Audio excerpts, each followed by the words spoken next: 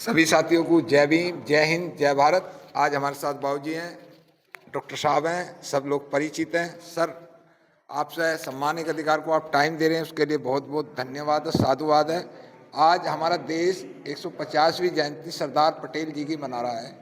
देश को अखंड रखने के लिए 4 आदमी महत्वपूर्ण थे जब देश हमारा आज़ाद हुआ: सरदार पटेल, डॉक्टर अंबेडकर, पंडित जवाहरलाल नेहरू और महात्मा गांधी। इनका क्या क्या योगदान रहा देश की आज़ादी में और देश को एक सूत्र में बांधने में, उस पर थोड़ा सा रोशनी डालिए ताकि लोग जान जाएं सच्चाई क्या है।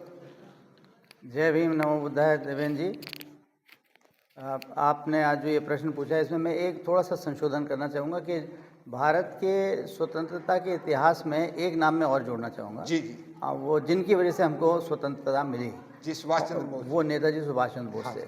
तो मैं यहीं से शुरू करता हूँ जी। कि और जो हमारे देश में गलत धारणाएं हैं और जो गलत इतिहास लोगों को पता चला, वहीं से शुरू कर देता हूँ मैं। जी देखिए, सबसे पहले तो हमारे देश को आज़ादी क्रांतिकारियों के बलिदानों के स्वरूप मिली। ये कहना कि हमारे देश को आज़ादी बिना खड़ग बिना ढाल और हमारे असहयोग आंदोलन से मिल गई, ये बिल्कुल एक भ्रम है, जिसको हमें जितना जल्दी हम दिमाग से निकाल देंगे उतना देश के लिए अच्छा रहेगा। जी जी और जो अंतिम, जिसको कहते हैं ना कि अंतिम कील गाड़ना, वो अंतिम कील जो गाड़ी थी वो नेताजी सुभाष चंद्र बोस के इंडियन नेशनल आर्मी के द्वारा गाड़ी गई थी। उनके शहीदों की बदौलत इस देश को आज़ादी मिली। और उसका थोड़ा सा इतिहास मैं आपको बता दूं। जब नेताजी सुभाष चंद्र बोस और इंडियन नेशनल आर्मी ने देश को आज़ाद कराने के लिए देश में प्रवेश किया, बहुत सारा इलाका उन्होंने अपने कब्ज़े में कर भी लिया था। और 14 अप्रैल 1944 को पहला झंडा जो था वो मणिपुर में मोइरांग में भारत का फहरा भी दिया था। लेकिन उस समय हमें जो देश के दूसरे नेता थे, जिसमें नेहरू, गांधी और कांग्रेस पार्टी थी, उन्होंने नेताजी सुभाष चंद्र बोस को बिल्कुल भी महत्व नहीं दिया, बल्कि उनकी जो सूचनाएं थी वो देश से छुपाई। नतीजा ये हुआ था, जो नेताजी चाहते थे और जो बाद में हुआ, नेताजी ये चाहते थे कि जब हमारे देश के नागरिकों को पता चलेगा कि उन्हीं के देश के सेना और उनको आज़ाद कराने के लिए प्रवेश की है और उसमें महिलाएं और बच्चे तक अपनी कुर्बानियां दे रहे हैं, तो देश की जनता के अंदर एक आज़ादी पाने की ललक पैदा हो जाएगी और क्रांति पैदा हो जाएगी। ये उनका बिल्कुल विश्वास था। लेकिन उनकी जो सूचनाएं थी वो देश के अंदर बैन कर दी गई। तो अंग्रेज़ों ने तो बैन करी, लेकिन उस समय कांग्रेस पार्टी ने भी उनको जनता तक नहीं पहुंचने दिया। नतीजा ये हुआ कि जो क्रांति उस समय हो सकती थी वो नहीं हुई। लेकिन उसके बाद में 1945 में जब इंडियन नेशनल आर्मी के सभी सैनिकों को पकड़कर उनको लाल किले पे लाया गया और लाल किले के ऊपर ट्रायल हुआ, तो लाल किले पे जब ट्रायल हुआ तब लोगों को उनकी जानकारियाँ पता चलनी शुरू हुई। और दूसरा क्या हुआ कि जब उनको जगह जगह से कैद करके और लाल किले तक लाया जा रहा था, तो रेल के माध्यम से, बसों के माध्यम से, जैसे भी उनको लाया गया, जहाँ जहाँ वो स्टेशन पर रुकते थे वो सैनिक, वीर सैनिक, वहाँ वहाँ लोगों को बताते थे कि उन्होंने किस तरह से भारत के लिए युद्ध लड़ा। तब लोगों को जानकारी मिली। और जैसे ही लाल किले पर ट्रायल शुरू हुआ, तभी से दिखाने के लिए तो ये कहा जाता है कि नेहरू जी और वो भी सब वकील खड़े किए और कांग्रेस ने भी पूरा उनको सपोर्ट किया, लेकिन वो तो सब कहने की बातें हैं। लेकिन असली जो चीज़ थी, जो क्रांति की जो सूचना लोगों को मिली कि हमारे नेताजी सुभाष चंद्र बोस जी और आईएनए ने क्रांति करी, उनके सैनिकों ने कितने बड़े बड़े बलिदान दिए, तो देश के अंदर एक वही जो नेताजी का एक कल्पना थी कि हमारे में आज़ाद होने की ललक पैदा हो गई और जन जन में क्रांति आ गई। और जो सबसे पहला इन्होंने अंग्रेज़ों ने जो ट्रायल किया, उसके आधार पे एक ये नारा निकला था, गली गली से आई आवाज़, सहगल ढिल्लों शाहनवाज़। तो ये 3 सहगल साहब को, ढिल्लों को और शाहनवाज़, तीनों को उन्होंने सबसे पहले ट्रायल पे लिया था। और पहले अंग्रेज़ों का विचार था कि उनको सज़ाए मौत दी जाएगी, फिर ये हुआ कि उनको देश निकाला दे दिया जाएगा। लेकिन जब ऑचिन लेक ने, जो वहाँ के प्रधान थे सेना के, उन्होंने जब एक गुप्त सूचना एकत्र की, तो उनको पता चला कि 80% जो भारतीय फौज थी उनमें क्रांति के भाव पैदा हो चुके थे और वो किसी भी समय क्रांति कर सकती थी। और उसी के क्रम में आप देखेंगे कि 18 फरवरी 1946 को नेवी ने विद्रोह कर दिया। और उसके साथ साथ नेवी ने जो विद्रोह किया था, कराची, बम्बई, विशाखापट्टनम, सब जगह किया। उसके साथ साथ हमारी सेनाओं ने भी जगह जगह हथियार डाल दिए और एयरफोर्स ने भी अपने आप को इंडियन नेशनल एयरफोर्स करके उन्होंने अपने आप को घोषित कर दिया। उधर नेवी ने अपने आप को इंडियन नेशनल नेवी कर दिया, रॉयल नेवी की जगह। और ये लोग निकल आए सड़क पर, इनके साथ पब्लिक निकल आई। तब अंग्रेज़ों को ये समझ में आ गया कि अब हमें यहाँ से देश को छोड़ के जाना पड़ेगा। अगर हम इस भ्रम में हैं कि जो 1942 में भारत छोड़ो आंदोलन गांधी जी ने चलाया था उसके भरोसे हम आज़ाद हो गए, तो बिल्कुल ये भ्रम है, हमें दिमाग से निकाल देना चाहिए। क्योंकि ये आंदोलन जो थी 8 अगस्त को आरंभ हुआ और 1 महीने के अंदर अंदर सारे कांग्रेस के नेताओं को उठा के जेलों में डाल दिया गया और उसके बाद 1 महीने के बाद ही वो मृत प्राय हो गया। उसके बाद में कोई नाम लेवा नहीं था।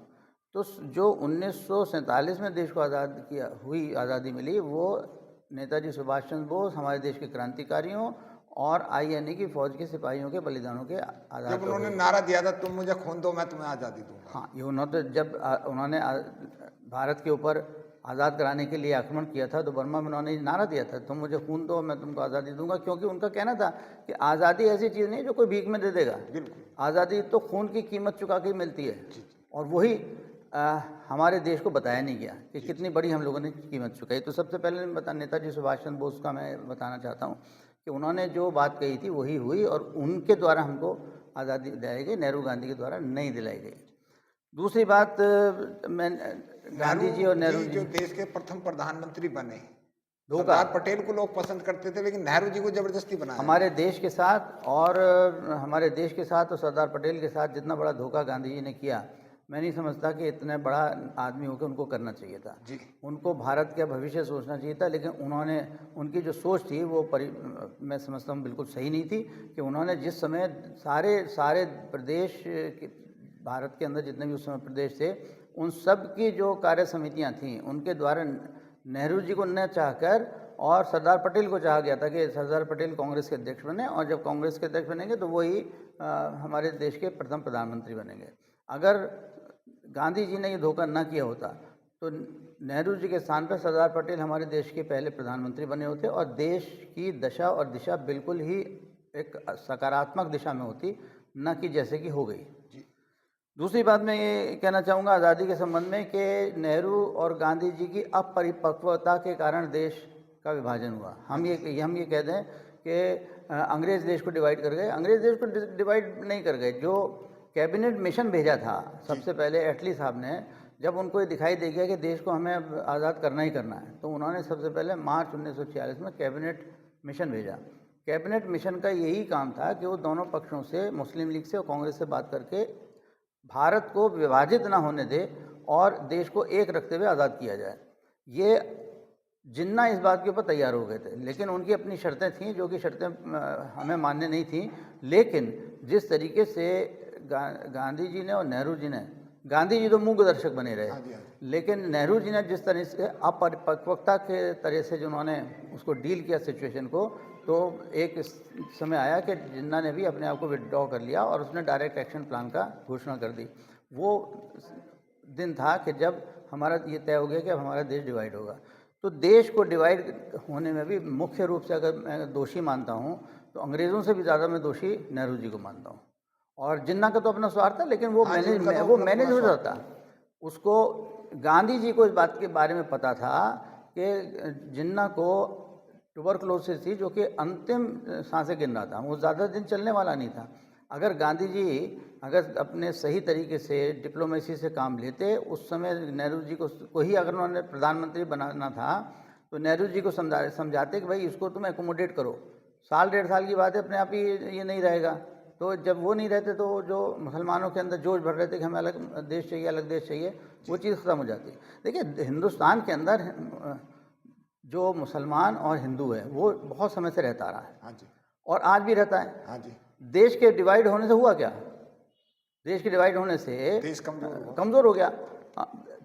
जो कहते हैं कि सब धर्म के आधार पर मजबूरी थी, कोई मजबूरी नहीं थी। आज भी लोग रहते हैं, वो मजबूरी तो फिर आज भी है। हाँ जी। आज में एक मुस्लिम नेता की सुन रहा था कि हमें एक पाकिस्तान और दे दो, तो देते जाओ, फिर बांटते जाओ, देते जाएंगे। अभी जमात में जो ये MBBS डॉक्टर निकल के अल फलार फलाने दिखाने पड़ा। अब इसी परिप्रेक्ष्य में मैं आपको डॉक्टर अंबेडकर साहब की बात बताना चाहूँगा। डॉक्टर अंबेडकर वो एक ऐसे राजनेता थे जिसमें इतना साहस था कि जो उन्होंने पहली बात तो ये कही कि धर्म के आधार के ऊपर इस देश का विभाजन नहीं होना चाहिए, किसी भी रूप में नहीं होना चाहिए, हिंदू मुसलमान एक साथ रह सकते हैं। और उन्होंने बात कही कि अगर ये बात मैं मान लूँ कि हिंदू मुसलमान इस देश में एक साथ नहीं रह सकते, तो ये देश का विभाजन इस शर्त के साथ हो कि सारे के सारे जो मुसलमान हैं वो फिर पाकिस्तान चले जाएं। हाँ जी, तब तो हम मानते हैं कि भाई हिंदू मुसलमान एक साथ नहीं रह सकते, आपने देश का विभाजन धर्म के नाम पे कर दिया, तो सारे मुसलमान उधर चले गए, सारे उधर से हिंदू इधर आ गए। तो अंबेडकर साहब ही एक ऐसे राजनेता थे जिन्होंने कहा था कि पहली बात तो देश का विभाजन होना नहीं चाहिए, और अगर बिल्कुल मजबूरी ही है कि होना है तो ट्रांसफ़र ऑफ पॉपुलेशन होना चाहिए। तो ये उन्होंने लिखा भी है सर, उन्होंने लिखा है। पाकिस्तान विभाजन पुस्तक के अंदर लिखा। और एक कमलनाथ मंडल, ये जोगिंदरनाथ मंडल थे जो पाकिस्तान चले गए थे, वो मंत्री बने थे, उनको रोका था कि वहाँ मत जाओ, ये किसी के नहीं है दुनिया में। बिल्कुल।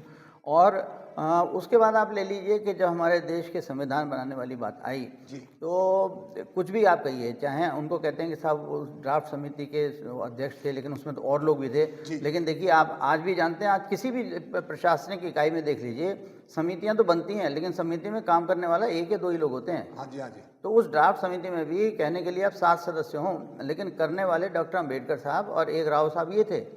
तो मुख्य जो उसका जो श्रेय जाता है डॉक्टर अम्बेडकर साहब को जाना चाहिए, जाता है और हमेशा जाता रहेगा।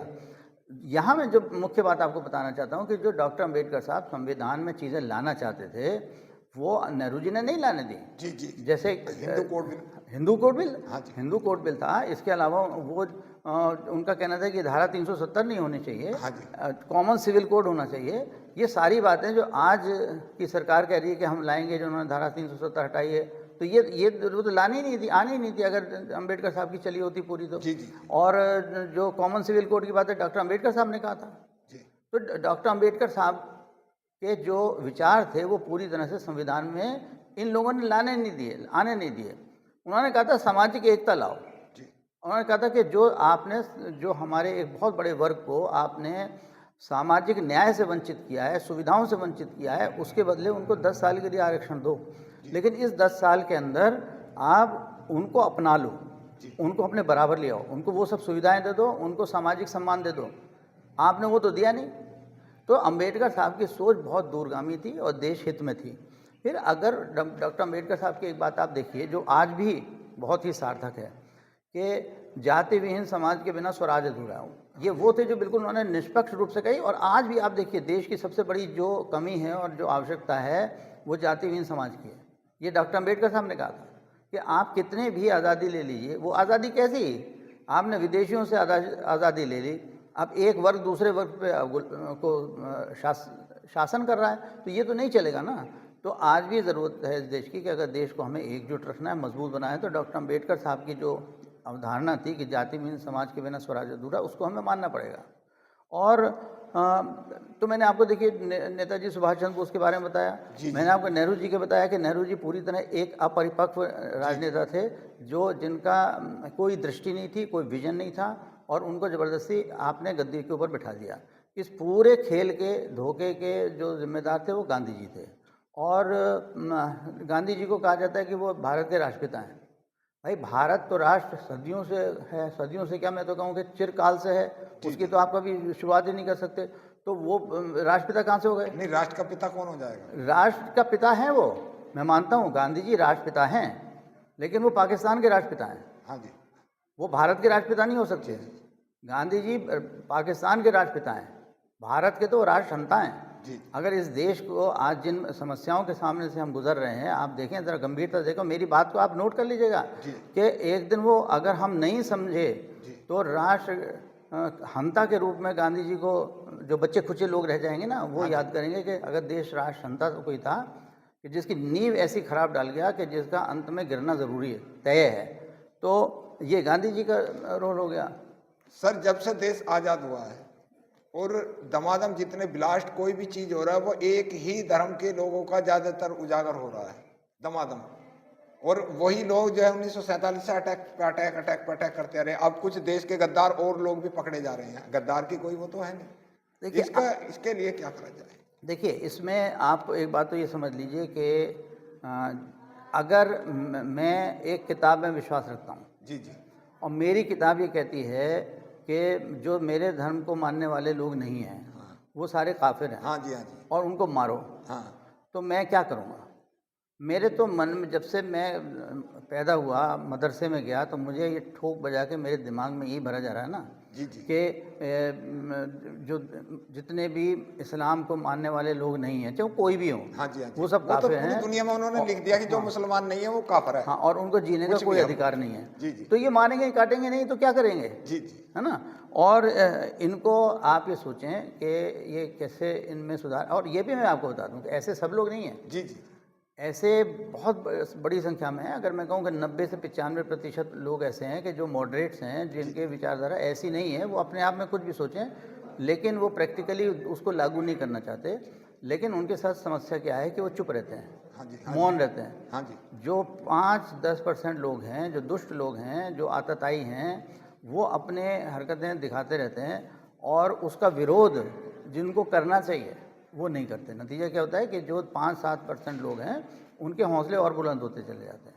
और इनका तो इलाज देखिए, सबसे जो महत्वपूर्ण चीज़ है कि आप उनकी किताब तो चेंज नहीं कर सकते, जो नहीं किताब है नहीं तो वही नहीं, रहेगी, एक कोमा भी नहीं हटेगा। और भी नहीं हटेगा। लेकिन आप कम से कम भारत में ऐसी व्यवस्था कर सकते हैं, जो हमारा देश ऐसी है कि आप इनके सबसे पहले तो मदरसे बंद करें।